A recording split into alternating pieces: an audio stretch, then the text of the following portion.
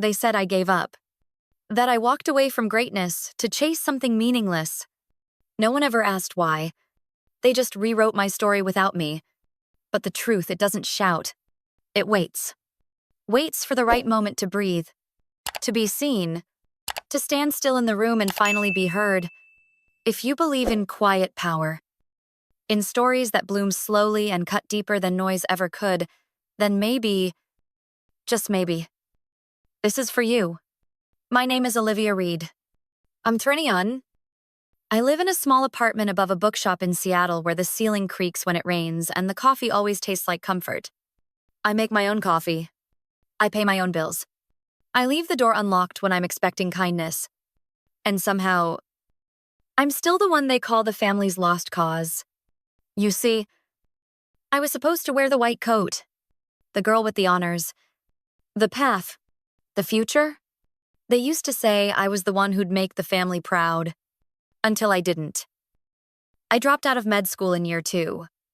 No scandal, no drugs, no broken rules, just a silence that ate me from inside out. It looked like burnout, but really, it was something worse. A kind of emptiness that didn't even bother to cry out for help. No one noticed. Because I still smiled through Christmas, still passed the mashed potatoes, still played the part. When I left, my father went quiet for months. My mother dabbed her eyes with napkins and told the neighbors I was taking a little break. And my brother Ryan? He stepped in like a backup quarterback and became the new family star. Finance degree, corner office, polished girlfriend. All checked. And me, I started teaching tech basics to senior citizens around my block. Not for glory, not even for money. Really. Just to remember that I could help someone, that I still had something to give. At first, it stung. Like a failure that wore a name tag. But little by little, those afternoons with trembling hands and secondhand laptops, they began to feel like purpose. Maybe you're watching this because you know what it's like to walk away from what everyone wanted and not have the words to explain why. Here at Silent Revenge, we hold space for quiet stories, the kind that don't need to shout, but still matter. If this feels like something you've lived or are living, drop a comment below. Tell me where you are in your own journey. And if you'd like to hear how this story unfolds, you're always welcome here. Just hit subscribe. Stay close. It started small.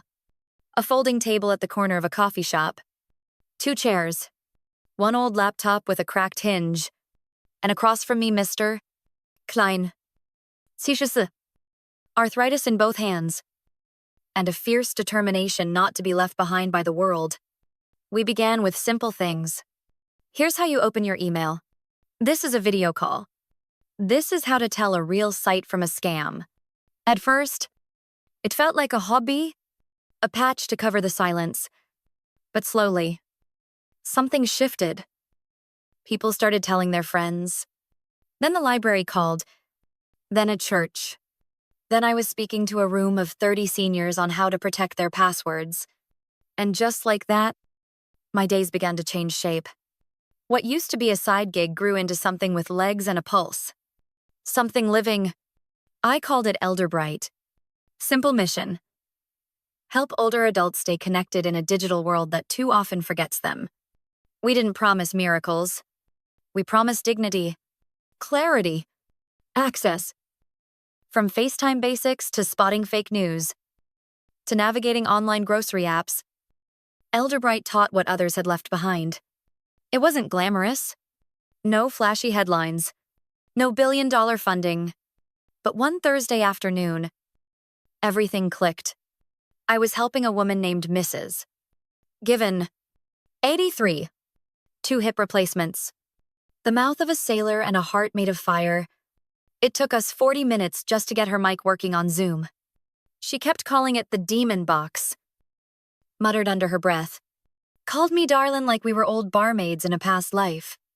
But when the camera finally turned on, and she saw her son's face, live, 3 states away, she gasped. hand over her mouth, tears forming. "You brought my baby into my living room," she whispered. And just like that, I knew this wasn't about tech. It was about connection. That day, Elderbright stopped being an experiment. It became a mission.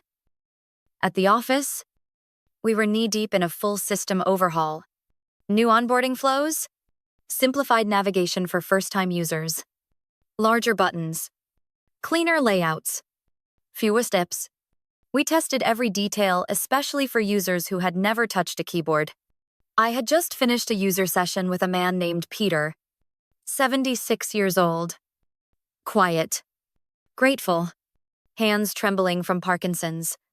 He'd tried to FaceTime his granddaughter for months and failed. That day, we made it happen. When her face appeared on his screen, he reached out not to touch the glass. But as if reaching through it, she thought I was gone. He whispered. "But now she can see I'm still here." That moment felt bigger than business, bigger than the app. And I remember thinking, this is why we do this. Not for stats. For stories. The week after, we had Sunday dinner. The usual roast beef. The usual wine. The usual silence. I told them about Peter. About the moment. How he cried. How it felt like building a bridge out of air. My dad barely looked up. Teaching old folks to click buttons, he grunted. Real noble work. Ryan smirked. I didn't correct them. Didn't mention the back-end structure I'd helped design. Didn't talk about accessibility layers or voice command optimization. They didn't know that clicking buttons now meant a full-stack platform built with love. With dignity. With over 0 active users. A waiting list of nonprofits. 3 state-run pilots. But I never told them. Because once someone decides what you are, failure, disappointment, wanderer, you either exhaust yourself proving otherwise, or you stay quiet and build something too big for them to ignore. I chose the second. It came on a Thursday. An email. Subject line, Amanda C. Story submission. Amanda, Ryan's fiancée. The girl who smiled too perfectly at family dinners and never said my name with anything but politeness. I clicked. It was a video. 90 seconds long. Part of our Stories That Shine campaign, a way for users or their families to share how Elderbright had impacted them. There she was, sitting on a floral couch beside an older woman who radiated warmth. "This is my grandmother. Margaret," Amanda said to the camera, holding her hand. "She lost my grandpa last spring. It was hard. Really hard." Her voice cracked slightly. But she kept going. Thanks to Elderbright. She video called us every week. She learned how to order groceries online. She felt capable again. It gave us back pieces of her we thought we'd lost. I sat completely still. She had no idea who she was thanking. At the end of the video, her grandmother looked directly into the lens, smiling gently. "Thank you, Olivia," she said. "You helped me feel like myself again." I didn't breathe for a moment. Amanda had no idea I was the Olivia. She just knew Elderbright had changed something in her family. That it mattered. I watched the video twice. Then again. Like I was watching a memory that hadn't belonged to me but somehow did. That night, my phone buzzed. "Mom, don't forget the engagement dinner this Saturday," she said. "We want everything to be perfect." He hesitated. "I'm not sure I should come." I told her. "Why wouldn't you?" she replied. Too quickly. I thought of saying, "Because I don't think I belong." But I didn't. She added, "Just don't talk too much about your website thing." Okay, Amanda's family is very professional. Ivy League types. I almost laughed. "Got it," I said. No mention of buttons. She didn't get the joke. She never did. I hung up and looked out my rain-specked window. The city glowing through the glass like a secret, only I understood. She didn't know Amanda had publicly thanked me. Didn't know I had quietly helped make that grandmother feel human again. And I had no intention of telling her. Not yet. Because sometimes, truth doesn't need a microphone. Sometimes, it just waits. I didn't RSVP. The invitation sat on my kitchen counter like a dare. A silent expectation that I'd show up, smile, stand in a corner, be pleasant and invisible. Like always. But something felt different this time. Like the silence I'd swallowed all these years had finally grown heavy enough to tip something inside me. I told myself I would go. Not for them. Not for approval or appearances. I would go for Amanda. For her grandmother. For that voice in a video that said, "You helped me feel like myself again." At a barbecue the weekend before the engagement party, someone asked, "So, still doing that little internet thing?" I smiled, nodded, bit down hard on my tongue. My mother was standing right there. She didn't correct them. Didn't say anything about impact or users or growth. She just offered them more potato salad. And I stood there, holding a flimsy paper plate, pretending I wasn't slowly folding in on myself. No more. At the office. Things were moving fast. We'd just locked in a pilot program with the Washington State Library System, 12 rural branches, places where the internet came slower than winter. Meanwhile, my mother sent me photos of dresses. No black. No pantsuits. She wrote. Something soft. Feminine. Try green, maybe. I stared at her message like it had claws. She wasn't just choosing fabric. She was trying to choose the version of me that would cause the least discomfort. The Friday before the party, I met Jamie, our new intern, at a coffee shop downtown. She was bright, curious. Ninten. Asked more questions about UI than most senior developers. While we chatted, a woman from the next table leaned over. "I'm sorry. Are you Olivia Reed from Elderbright?" He blinked. "Yes." She smiled.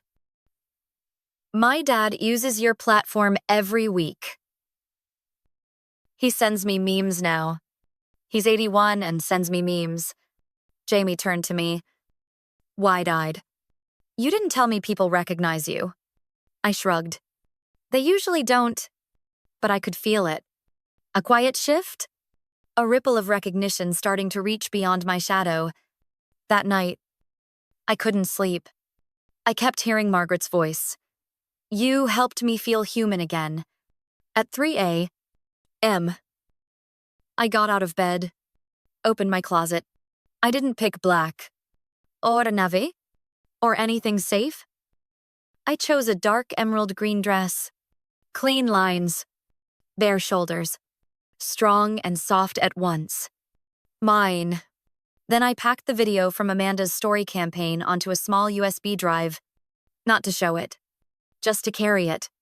A talisman, a reminder that some waves reach further than we ever imagined, that what we build in silence can echo loudly when the time is right. The restaurant was glass and gold, chandeliers like melting crystal. The kind of place where the lighting is dim on purpose, and the silence costs more than the wine. I arrived 10 minutes early. I always do. My mother blinked when she saw me. "Oh, you came, you asked me to," I said softly. "Well, I'm glad." But the way her eyes lingered on my dress, a little too bold, a little too bare, told me otherwise. I took my seat at the far end of the long table, just close enough to be seen, far enough to be forgotten. Ryan and Amanda arrived radiant. Amanda hugged everyone, including me. She smiled, polite as always. Still no sign that she recognized me. Not like that. Speeches began. Toasts clinked. Everything tasted like pre-approved joy. Ryan's boss stood up and used the word legacy like a brand name. Amanda's father spoke of loyalty and achievement. I nodded along. Invisible again. "Und to dessert?" Amanda leaned over. Voice casual. "I've been meaning to ask. Olivia, what do you do again?" The table hushed, not visibly, but perceptibly. Fork slowed. Chatter dipped. I sipped my water. I run a digital learning platform for older adults. Like, online classes, she asked. More like long-term tech engagement. We design systems built for accessibility screen readers. Voice input. Simplified navigation. Amanda's brows lifted. What's it called, Elderbright? Her mouth parted slightly. No, wait. She stared at me. You're the Olivia Reed Elderbright's founder, the one from the Stories That Shine campaign, I nodded gently. Yes. She blinked. Stunned. I submitted a video. For my grandmother. I know. I said. I saw it. Her hand flew to her mouth. The room shifted. Not noisy. But still. The kind of stillness that only follows truth. Amanda stood. Turned to the table. I don't think you all understand. This woman built Elderbright. She created a platform that helped my grandmother feel connected again. Feel smart. She changed my family's life. People stared. My mother froze. Hit folkhållring. My father stared into his wine glass. Amanda looked at me again. Eyes wide and glassy. I can't believe it's you. Why didn't you say anything? I smiled. It wasn't the right moment. She shook her head. Still overwhelmed. She's been on NPR. Forbes? She's helping people everywhere. And just like that, for the first time in a very long time, they saw me, not the dropout, not the disappointment, but the builder. And I hadn't raised my voice once. Maybe you've been there too. Smiling politely, shrinking quietly, letting the world assume, while you're building something no one sees. Here at Silent Revenge, we don't rush the story. We let it breathe. Because sometimes, the most powerful truths are the quietest ones. If this story is starting to sound a little like yours, stay with us. Drop a comment. Subscribe not for the noise, but for the quiet strength you already carry. The morning after the dinner. The world didn't change. Not dramatically. No sudden news headlines. No thunderclap applause. But inside me, something had shifted. I woke up not with adrenaline, but with stillness. A strange, calming quiet that felt earned. My phone buzzed. A message from Ryan. I'm sorry I never asked. No emojis. No qualifiers. Just that. I stared at it for a long time, then turned the screen over. Face down. Not in anger. Just not ready to answer. Not yet. That afternoon, my mom called. Twice. I let it ring. Not because I wanted to punish her, but because I didn't want to offer her the chance to shrink what had happened, to label it nice or sweet or unexpected. What happened wasn't small, and I wasn't going to let anyone fold it back into silence. That night, I walked down to the pier. The air was cool, kissed with sea salt and pine. Seattle at night felt like a painting that hadn't dried. A little blurred. A little beautiful. I stood by the railing, hands in my coat pockets, and let the breeze push into my skin like truth. I thought about Amanda, about how she looked at me, not just with surprise, but with a kind of reverence I didn't expect. Not for fame, not even for accomplishment, but for meaning, for impact. I thought about all the years I spent trying to earn love by becoming someone they could be proud of. Now I knew better. The right people don't need proof. They only need to see you. Really see you. 2 days passed. No calls. No messages. Just the soft hush that follows when something finally breaks and doesn't shatter. Then came the envelope. Real paper. Handwritten. My name on the front in my mother's script, still elegant. Still impossibly neat. I sat down before I opened it. Like, my body already knew this wasn't casual. Inside was a single page. Dear Olivia. I watched the video Amanda sent me. I cried. Not because I didn't know what you'd built, but because I realized I never asked. I was so focused on what you walked away from that I never stopped to look at what you were walking toward. You did something no one in this family has ever had the courage to do. You failed, and you kept going. In doing that, you gave people their voices back, including me. Love. Mom, I read it once. Then again. Then one more time. I didn't cry. Not because it didn't move me, but because it didn't feel like it was reopening an old wound. It felt like it was finally closing one. I folded the letter slowly. Didn't frame it. Didn't put it on display. I just kept it tucked beside my desk. Not to prove anything. Just to remember that sometimes the words we wait a lifetime to hear don't need to be shouted. They just need to arrive. That weekend, I gave a keynote. No stage lights. No press. Just 60 folding chairs in a community center. People with notebooks. With questions. With hope. I stood at the front, mic in hand, and told them the truth. I was never supposed to be here.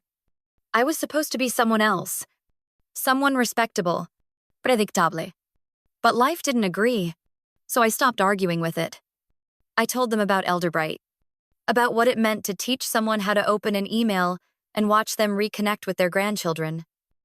About the way dignity lives in the smallest things. A video call, a typed message, a password remembered. And I told them how it began not with funding, but with failure. When the room stood to applaud, I didn't cry. I just smiled. Not the polite kind, but the kind that rises from your spine. The kind that says, I made it, and I didn't need permission. A few weeks later, Amanda messaged me. She asked if I wanted to meet not as Ryan's sister, but as Olivia, the founder. We met at a cafe in Capitol Hill, sunlight slanting across her notebook. I've been thinking, she said. There's a foundation I volunteer with. They fund social impact projects, especially led by women. I showed them Elderbright. She pushed the notebook toward me. Pages filled with names, numbers, contacts. If you're ready to scale, I think we can help. I looked at her. I don't want you to feel like you owe me anything. Amanda smiled. This isn't about debt. It's about belief. You gave something to my grandmother I never could. I just want to see how far your light can reach. And for once, I let someone believe in me without bracing for disappointment. That summer, Elderbright went national. Workshops in public libraries, training hubs in community centers, free access for veterans, caregivers, and anyone over 60 who just needed a place to start. We called the campaign Digital Dignity. No frills, just access, just respect. Within months, we crossed 250. Zero users. One day, I received an email from Montana. A man, 92 years old, wrote, Your platform helped me apply for a passport online. Next month, I'll fly to see my great-granddaughter. I've never flown before. I read it slowly, not as proof, but as a reminder, every quiet effort matters. At Ryan and Amanda's wedding, I wore a navy jumpsuit. No one blinked. My mother introduced me as, This is my daughter, Olivia. She runs a national nonprofit. The title wasn't perfect, but it was a beginning. Later that evening, she pulled me aside, glass of wine in hand. Voice soft. You've always walked your own way, she said. I used to think that meant you were lost. Now I think maybe you were just ahead of us. We didn't hug, but we stood next to each other longer than we ever had. And it felt like enough. That night, under a canopy of fairy lights, I watched people dance. Ryan walked over, hands in pockets, eyes soft. Amanda told me you're speaking at Google next month, he said. That true? I nodded. You gonna brag about being my sister, I teased. He laughed. You gonna brag about being mine? And just like that, the past loosened its grip. 2 weeks later, I sent them a small package. Inside a handwritten note and a USB. The USB held a personalized version of Elderbright tailored for the care facility where Amanda's grandmother had spent her final years. Lifetime access. Full tech support. No fee. No one else knew. No press release. No post. Just a note. Some connections outlive misunderstanding. Thank you for helping mine find her voice. Amanda called the next morning. She didn't speak at first. Just breathed soft and full. Then, through tears, you didn't have to. I smiled. I know. That's why I did. At home, I printed a quote and taped it to my fridge. They'll tell everyone you failed until one day. They ask how you did it. No signature. No bitterness. Just truth.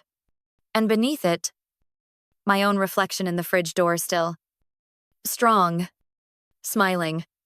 Because this time, the light wasn't borrowed. It was mine all along. If this story made you pause, even for a breath, help silent revenge keep stories like this alive. A single comment. A quiet subscribe. That's more than enough. Thank you. Truly. For being here.